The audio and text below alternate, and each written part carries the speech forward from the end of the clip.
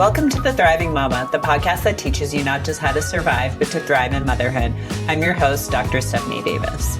Do you ever feel like your head and your heart aren't on the same page? Like there's some kind of disconnection where your brain is telling you one thing, but your feelings are telling you something else? This is a very real phenomenon, and it's more common than you'd think, especially with all of the chaos going on in today's world. On the flip side, you're probably aware of what it feels like to be entirely in flow state or at peace in both your heart and your mind. Everything just feels harmonious, easy, connected, and in sync. Science has actually confirmed that the brain and the heart each have their own type of intelligence, and we can create a state of peace and harmony and like true connection with this practice. This harmony is actually called coherence, and you'll hear it talked about as coherence, heart-brain coherence, heart coherence. And one of the companies that has done a lot of research behind it is the HeartMath Institute. And that's where I have done some of my training. And we'll talk about that, kind of how all that got started a little bit later. But when your thoughts and emotions and intentions are unified, you experience this tremendous unity and peace within yourself and a deeper connection to those around you. And that's a really, really important piece of the puzzle.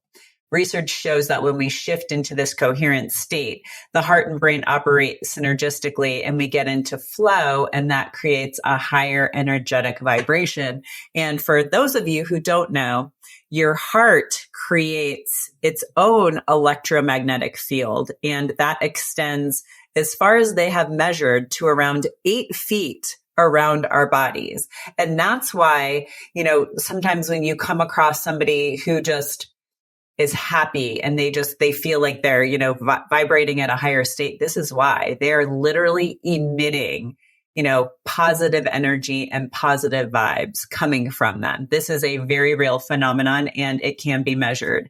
The interesting thing is that they say they've only measured out to 8 feet. So about four feet to each side of your body, because that was the limitation of their measurement. They actually believe that it extends much further, which is super interesting and fascinating. And we're going to get a little bit more into that later on how that can affect your family, your relationships, even your pets. I'll tell you a few interesting tidbits about that type of stuff. But in this episode, we're going to discuss what exactly heart-brain coherence is, how the simple practice of connecting with your heart center daily can dramatically impact your overall health, but especially stress, hormones, and sleep, and 2 quick and simple ways to fit these practices into your busy mama schedule, because we all know moms are incredibly busy people. If you're confused about where to start addressing your own health, I'm offering podcast listeners a free check-in where we'll evaluate your physical, mental, and emotional health and provide useful resources to help you on your journey. You'll find that link in the show notes. So before we get into what coherence is and how it became a thing, I want to share with you a little bit of why this is, so, I'd say heavily in the front of my mind right now. The last 2 to 3 weeks, and just obviously podcasts are produced and come out later than when they were recorded. And in my case, there's about a 4 to 5 week stagger time. And so when I recorded this podcast, we had just gone through the 2 hurricanes. So we had, Milton and Helene, and those just all of the devastation and all of the heaviness of that started weighing on me quite a bit. I'm not a news watcher. That's something that I actually have my patients and clients do, have them avoid the news as much as possible, because just like social media, it really can plant seeds of negativity in your brain and just bring you down.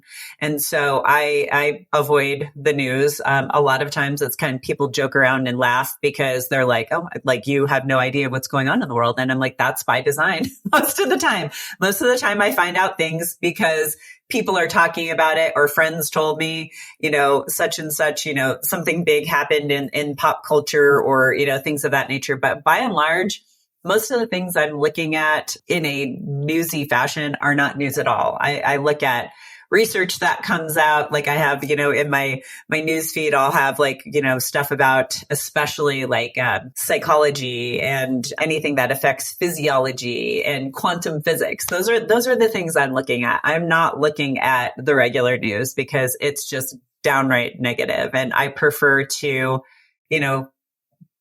call in things to myself that are more positive and uplifting. But anyway, I ended up just feeling really negative because there was, those two hurricanes that came back to back. There was a lot of, there's just obviously been a lot of upheaval and discontent in the world, with the multitude of kind of wars and conflicts going on. Those, again, are not things that I'm looking at on a daily basis, but I'm aware of them. I see what people are saying about them. And we have an upcoming election, which in more recent years has brought a lot of division and, just negativity to the United States in general. So I've heard from a lot of people that they were just feeling heavy and sad and stressed and overwhelmed. And typically I don't feel that way, but I had been feeling that way.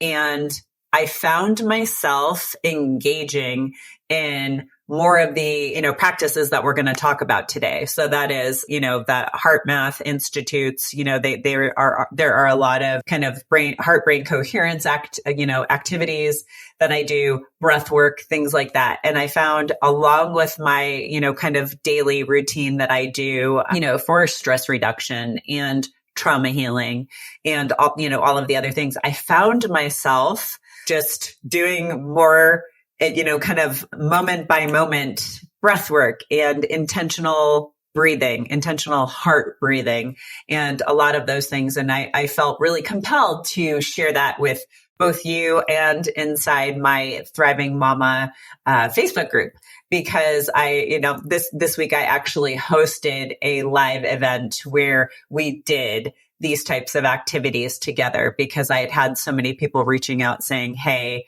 I'm not feeling so hot. What can I do about it? And that was just, it wasn't limited to patients and clients. I was talking to friends and family members and, just a lot of people were feeling the same way I was. And I found that I was, normally I do either a morning practice or an evening practice of all of the things that I do. But I found myself as I was moving through each day, when I felt heavy or felt triggered by something, I was employing, these breathwork techniques or the, heart brain coherence techniques. And they are very, very simple, which is one of the reasons I love them. And they instantaneously change your physiology. And we're going to get into that a little bit more right now. So back to what is coherence and how did it become a thing? So in the 1990s, the Heart Math Institute researchers identified a physiological state called heart coherence. And it's a type of coherence that occurs when our body systems, which kind of include our breathing, our heart rhythms, brain rhythms, and our hormone response, are all in sync with each other. And this is huge because we were talking about before that disconnection. Most often in our daily lives, that disconnection is happening not just between our mind and our heart or our mind and our body, but it's happening with your systems. Your breathing is dysregulated. Your heart rhythms can become dysregulated. Same with your brain and your hormones. Most of us living in Western society have dysregulated hormonal responses right now. And so that's not just talking about your sex hormones, that's talking about your stress hormones, your metabolic hormones, and even your neurohormones. So there's a lot of dysregulation going on. So coherence is when your brain is working with your heart and your body. It's essentially a state of unity between your mind, your body, and your spirit, which allows you to be more present and aware. And I would say this is really important, especially for moms, because it allows you to take that important step back and view yourself through a different lens and let you evaluate yourself, evaluating your mood. How are you showing up in the world? And how are you showing up in the world for yourself, but for your family and others. And that was one of the reasons I was actively engaging in these practices, because I was realizing I was feeling a lot more irritable. I have a lot of tolerance now because I've shed so much of the trauma, and I've shed so much of the negativity that, kind of infiltrates our lives. I tend to show up in a very positive manner. And also my threshold for when I get irritable or bothered is very high now. That was not the case before. And I felt like my threshold or that ceiling was coming down. And I don't like that. I am very aware of how I respond to other people. Like almost instantaneously, if I say something that I really didn't mean in my heart, or it was like, just kind of like a reaction and it wasn't thoughtful, that's something that immediately triggers in my mind because I'm that aware all of the time. And I was finding that I was a lot more irritable. I'll give you a little example. My daughter with homework was really getting to me. So just to give you an idea, something like a math page and a little bit of reading, that part of the homework should probably take us about 10 minutes. And it was taking us in the ballpark of 30 to 60 minutes. And I will not lie, I was very grouchy about it. It was literally like ruining my day or afternoon. And I'm like, why is this happening? This is not normally how I am. But it's all of this stuff that's happening in our world. So, I actually, when I got irritable with her, I apologized because that's a really important piece of the puzzle, apologizing when you are not showing up as, one of the best versions of yourself or being kind to other people or, meeting them where they're at. I'm acutely aware of that too. So I apologized to her and I moved on. But in that moment, I actually did some of the kind of heart-centered breathing, and it allowed my nervous system to calm down and for me to, in a more loving way, complete her homework with her. But that was happening a lot in that past couple of weeks. So I was like, what's going on here? Like, I need to change something because I don't like how I feel and I don't like how I'm showing up. So to get back to that, the discovery of heart, the heart coherence. So they realized that it does not just affect your physical processes, but it also affects your mental and emotional balance and your composure. So when you're in the state of coherence or flow, other people, they call it flow. They're very similar states. Your body, it really can heal itself and it's functioning at its optimal level. And there are so many benefits to being in this state of coherence. And some of them include increased creativity and improved decision making. That's something that we've talked a lot about in the more recent podcasts, because we have, our frontal lobes essentially shut down when we are looking, when we're looking at the world through a stressful lens. There are so many benefits to being in a state of coherence, including increased creativity, improved decision making. I know in more recent episodes, I've talked about how when we're in a state of stress or when our nervous system is in that fight or flight, all your body's trying to do is survive. And so all of the resources in your frontal lobe are dedicated to that. So you lose your creativity. Decision making is harder. So this is, some of the benefits, the amazing benefits of being in that state of coherence. So like I said, increased creativity, improved decision making, greater clarity of thought. So also known as no brain fog. A lot of people, that's a symptom that a lot of people have when they're really stressed or when they have certain chronic conditions.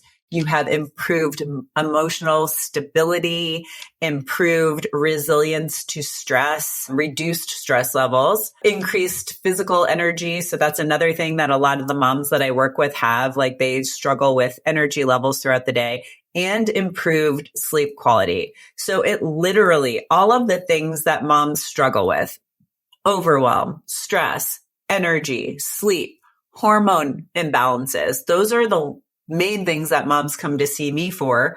And this helps improve all of them. And, just like I talked about, I think I may have teased this before, just minutes a day. The research showed that heart coherence itself can be self-generated. And that's what we're talking about. We can do this act ourselves.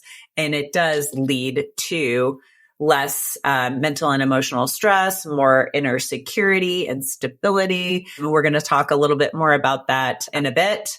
But I just wanted to give you a little bit more of the actual science behind it. And this is, if you've been listening to me for a while, it's going to sound a little bit repetitive. I'm going to keep it very short and sweet about the science behind it.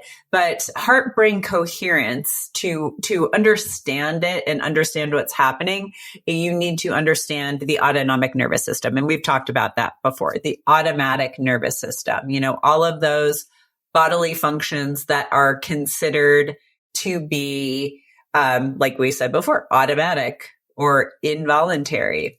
So that's going to be your heart rate, your blood pressure, breathing, digestion, that type of stuff. And again, the autonomic nervous system has those two divisions we've talked about before many times: sympathetic nervous system and parasympathetic nervous system. The sympathetic nervous system is responsible for that fight or flight response, like we've talked about, or even freeze. And it's your body's natural reaction to stress. And so when that is activated, your heart rate and blood pressure increase, your digestion slows down. And that's because it was designed to get you away from danger, any type of danger. But in modern times, that response is elicited by, just daily stresses like family issues, financial issues. People are tending to live in that state of fight, flight, or freeze. Your parasympathetic or PNS is responsible for that rest and digest response.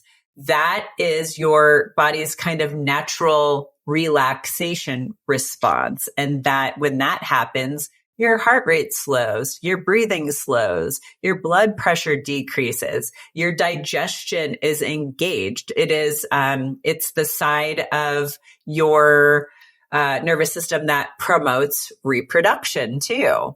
So, sex and activities like that. And so when your sympathetic nervous system and parasympathetic nervous system are working in harmony and in a state of balance, you can develop the state of brain and heart coherence. I know in the first, maybe second episode, the one that I did with Cara Kelly, we talked about heart rate variability. And that, if you want to get hear more about it, I encourage you to go and listen to that episode, because I got into a little bit of the science of heart rate variability and what it is. And you actually want to have a high heart rate variability, because when you have a higher heart rate variability score, your heart rate and blood pressure are more regulated, which leads to a lot of positive physiological benefits and responses. And heart rate variability is one of the primary measurements that the Heart Math Institute uses to measure that heart-brain coherence. And so there are many techniques that you can use to increase your heart rate, or I should say increase your brain and heart coherence. And some of those include deep breathing, different breathing techniques, meditation, guided imagery, visualization, yoga, progressive muscle relaxation, some somatic techniques. Those are all of the things that you could use to increase heart-brain coherence. But in the education that I've had from the Heart Math Institute, and I think I've mentioned this in the past before, I've done their regular training. I've done their trauma-informed clinician training.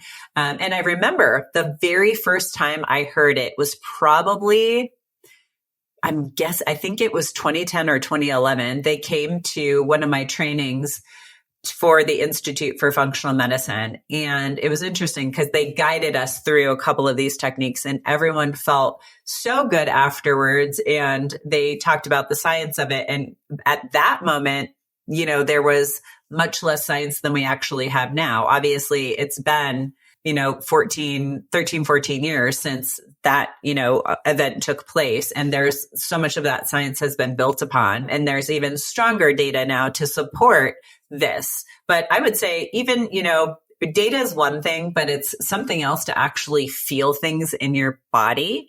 And so if you are feeling stressed and you use these techniques and you feel better suddenly, for me, that's all I need. A lot of my patients will say, oh, you're going to think certain things are woo woo or this is crazy. And I never, ever, ever, ever do that.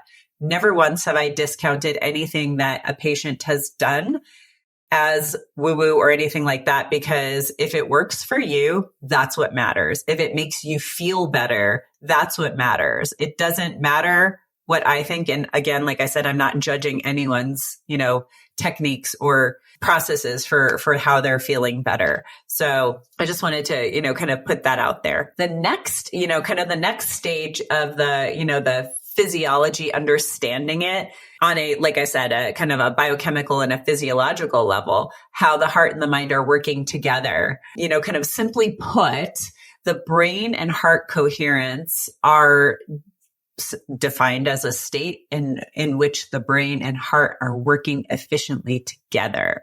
And this occurs, here's the key, when their electrical activity syncs with each other, because both the heart and the brain have their own systems. Your heart contains neurites similar to the neurons in your brain, and both of those have electrical activity. And so when your heart's electrical activity syncs with your brain waves, that's when the coherence develops. And, like I said before, our heart produces that electromagnetic field that, it reaches 4 feet to each side of you. So literally like an 8-foot donut. That's kind of the way that if you ever look at pictures of it, it kind of, they make it look like a big donut surrounding you. But again, that was limited to the range which their kind of measurement could get, capture. They do believe that it extends much, much, much further than just that 8 feet. And that's something that I think is really important, because that kind of ties into like collective meditation and effective prayer and why those work. And that's something that we'll talk a little bit more about on another. I have some podcasts lined up where I'm going to be talking about that with some people who conduct that type of practice and the, ways that you can do that in your own life too. But again, that electromagnetic field that, that reaches out of our bodies, it affects people around us. The research actually shows that different emotional states create different heart patterns, and that influences that electromagnetic field.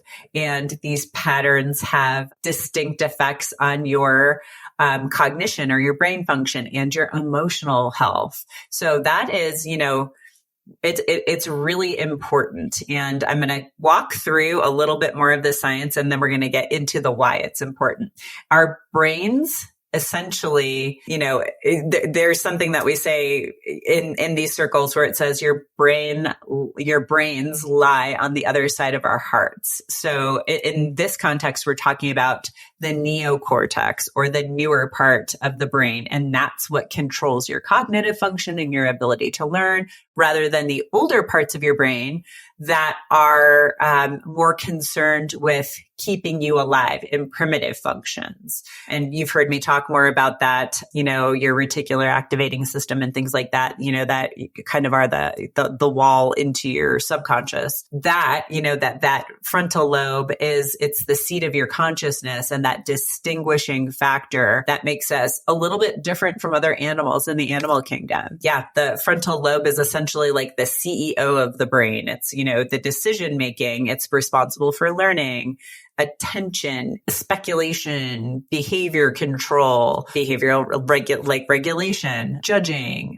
kind of whether or not you choose to have feel your emotions, have your emotions. There's a lot that it is very much responsible for. And that's like when we're talking in the context of trauma too, we often talk about the frontal lobe and your conscious mind being your rational lying mind, because that's where that's where the stories that you tell yourself come from. If you experience something, it's where your experience comes from and why it's different than somebody else's experience when you guys literally went through the same exact thing. It's your interpretation. And so much of that harkens back to keeping you alive and, keeping you, able to survive and procreate, because that's a very primal drive of ours. And so that connection between your heart and your mind is a two-way street.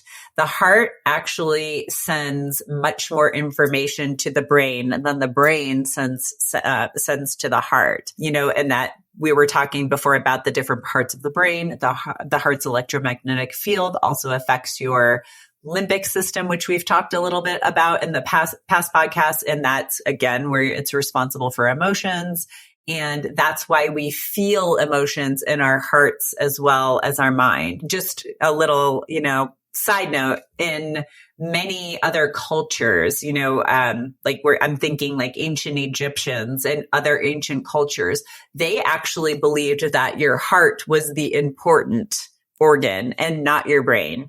And they were definitely onto something when they were doing that, like mummification, the process of mummification. They take out the brain and they leave the heart because your heart was the center of your world and part of how you go on to the afterlife and things like that. But it's really interesting how when you look back at ancient civilizations, the importance that they placed on the heart, which is, rightfully so, because when your mind and your heart are out of balance, it leads to more stress and anxiety and depression. And, when you're balanced, when everything's coherent, you have clarity, you have focus, you have harmony, you have peace, you have calmness, all of the things we want. And obviously, those ancient cultures were well aware of that. And so it's a really, really important, piece of the puzzle. And something I wanted to talk to you more about was how to employ this in your everyday life.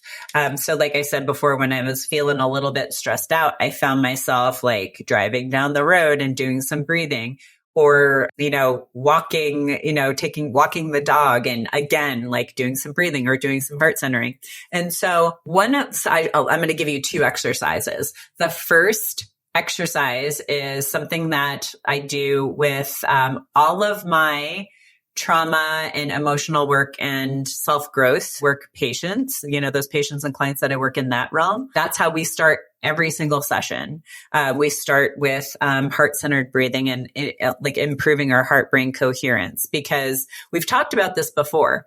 It elevates your oxytocin levels too, which increases neuroplasticity, which is what allows us to do some of the emotional work and trauma work that we do. But also, for those of you who are not doing that, it's going to, kind of increase those oxytocin as, that love and connection hormone. It's really important, especially for, I'd say, perimenopausal and postmenopausal women, because it's another one of those, it's a brain hormone. It declines as we get older. And the more we can bring oxytocin into our lives, the better. And the better your mood is going to be, the better your resilience, the better, hormones, your hormone balance is going to be better. So doing these activities are going to increase that, oxytocin, and it'll help your brain for women who are feeling like they have brain fog and just like their brain is not firing on all cylinders as they're going through some of the hormonal changes of perimenopause and menopause. We talked about the brain fog a little bit ago. When you improve that neuroplasticity, it makes it easier to remember, and it improves your ability to think and, focus and all of those things. So there's so many positive benefits to doing this. So to actually get into the exercise, what I usually have people do is we just sit there and we breathe. Clear your mind, get everything out, and just sit there and center. And the only thing that I tell people is to make sure that your inhale is shorter than your exhale. So inhale for 3 or 4 seconds and exhale for 5 or 6. That's the key. And once you have that rhythmic breathing going, I have you place your hand on your heart, because sometimes it's hard to just jump into that space where you can connect your heart and your brain. Now, because I've been doing this practice for years, all I have to do is think about it and I can establish that heart-brain connection. But one little trick is, if you're having a hard time feeling that, is to imagine a little string from your brain going down to your heart. Just imagine that string while you're doing the breathing and try to really get that connection going. And then I have people think about gratitude and think about somebody who they feel immense gratitude for. And then we breathe into that 3, 4, 5, 6 times. And I ask you to feel all of those feelings. And I want you to feel it in your chest, feel it in your heart, feel it in your chest, radiate it out. Like literally, when I'm working with little kids, because I do this work with little kids too, I tell them to feel it in your chest and act like you're the sun and just you're pushing it out or radiating it out. And so we start off with gratitude and then we move to appreciation. Think about somebody who you feel great appreciation for and feel how that feels.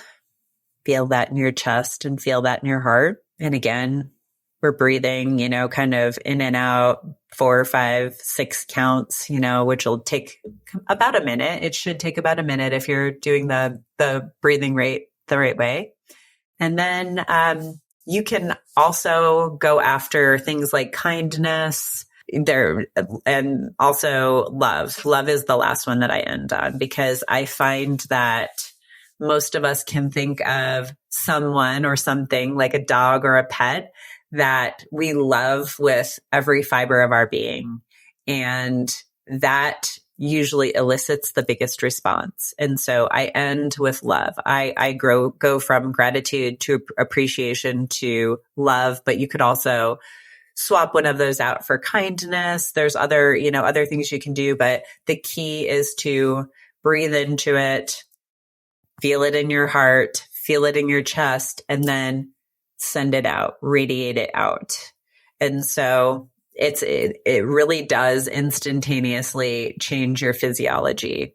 And like I said, I can do this now with my eyes open and I don't have to focus in. I actually prefer to focus in on it and shut my eyes and really put that intention there. That's a huge piece of the puzzle, putting the intention behind what you're feeling. And so that's that exercise. And typically that takes us about 4, maybe 5 minutes going through that exercise of starting with the breathing and then moving through the kind of the heart-brain coherence and the connection. And then when I'm working with people, we actually go into the next piece of the puzzle, which is we establish a safe space for them when we move into the trauma work or the emotional work or even the self-growth work. But that safe space is really important to establish. So that's what I do next. So that's the heart center breathing exercise. The second exercise is kind of hugging with intention and breathing. I labeled this hugging with intention because I realized years ago that when I was doing my kind of heart-brain centering or my heart-brain coherence activities, when I hugged my children, there was a different feeling. It was a more connected feeling. It was literally as if our electromagnetic fields were like intertwining. And that's exactly what happens. And so now I use that as a tool in my life, largely in my household, but very much as a tool in my life. So when my kids are feeling very stressed out, or they come home from school and they've had a bad day, or just something is off with them, I give them a real big hug, and they're both at a place where my son's head lands in the center of my chest, and my daughter, hers is a little bit lower, but she's real close too. So I hug them and I shut my eyes, and my intention is to give off love. largely love, but anything else, like I'm always like grateful. I'm incredibly grateful for my children. So I'll get like gratitude. There's all sorts of feelings that come up when I am hugging them, but I hug them, and we usually hug for about a minute, and we do the breathing. And it's funny because a lot of times their breathing will be dysregulated, but then when we connect like that, their breathing syncs up with my breathing. And that's kind of what I was going to tell you. Another kind of one of the, benefits of this is self-regulation and regulation of your family, because you'll see like their breathing will sync up. They will be calm. I actually use this as a tool when I said I was working with my daughter and I was getting real frustrated. We were sitting next to each other. I just kind of put my arm around her and started breathing. I started doing the intentional breathing, got into my heart center, started radiating out the love, and I immediately calmed myself down, and she became more focused. So it's these tools, I can't even impress upon you how important they are. And like I said, the one that we just did, the heart-centered breathing, that can take 3 to 5 minutes. Not even. I will say when I do it myself, like I think some people, when I'm going to pick my kids up from school, think I'm crazy because I'll literally be sitting in the car and I will be doing the heart-centered breathing and this type of stuff, and my eyes will shut. And every once in a while, when I open my eyes, I'll see somebody walk by, and a lot of times people are smiling. Sometimes I get funny faces, but I legitimately do not care, because this is good for my health, good for my physiology, and also good for interacting with other people. And then the hugging with intention, that really does change your, the physiology in the moment for whoever's in that hug or close by you. We were talking about that 8-foot circle that surrounds you. It's more like a donut shape. We always say a circle, but it's more like a donut shape when you actually see it illustrated graphically, because of the way that energy waves flow. And so it really can, like, I notice when I'm doing these things and I'm being very intentional about it, my kids are calmer and more focused and more regulated with their emotions. And I think y'all know that I have an 11-and-a-half-year-old son, and he's in a hormonally and emotionally kind of tumultuous time. And I find myself doing this quite a bit with him. And like, he'll say, I just feel angry, or I just feel sad, or I just feel mad. And we do this together. And I ask him after a couple minutes, how are you feeling? Calmer, better. He's still a tween, but these tools do help. And I always give him the hugs when he's feeling, a hug with intention, when he's feeling like this, because it helps regulate him more. The other piece I wanted to share with you was my dog. My dog she's a birdie doodle, and she tends to be very anxious. They are known to be an anxious and kind of hypervigilant breed. They care very deeply about their people. And when she's doing that, I can affect her. Like, I can calm her down too. And I notice when I'm really on my game and I'm doing this stuff daily, her overall level of calmness is better. So you can affect the animals in your life. You can affect the humans in your life. I'll also say, when I see my friends out in public and I give them a hug, I give them a really, really tight squeeze, and I am giving them this hug with intention and radiating out, love from my chest and my heart, because it matters and people feel it. I've had people say to me, like, that's one of the best hugs I've ever had, or I love your hugs, because I'm just trying to literally share the love, share the love, and bring some calmness and peace to our very chaotic existence. So I invite you, if you've been feeling that kind of the heaviness of the world lately with, the natural disasters going on all over the place, and some of the, the political climate, and some of the conflicts that are going on in the world, and just day-to-day life kind of post-pandemic has been rough, but I feel like in the past year or so, it's been a little rougher for people. So there's been a lot of ups and downs, and I invite you to try these practices at home. They are very simple. Or you can pop into the Thriving Mama Facebook group where I do lives on this together with, whoever shows up, and then the recordings are also on there. So if you're feeling like you want to do it with other people, I tend to do them on Tuesdays or Thursdays. So if you want to pop into the Thriving Mama Facebook group, you can join us for a live to actually do these exercises. And sometimes I do some other exercises too. There's one called God Box, and there's a couple of other things that are just super simple, practical tools to help you navigate, daily life as a mom. If you made it this far, I truly appreciate you. Remember, knowledge is just the beginning. Taking action is what truly sparks change. If you're overwhelmed and don't have enough energy to make it through the day, I invite you to book a free 20-minute coaching call with me. It's a no-obligation chat where we can discuss your health goals and how I might be able to help you achieve them. Visit the link in the episode description to book that call. Until next time, keep striving for wellness, and remember, you have the power to not just survive, but thrive in motherhood.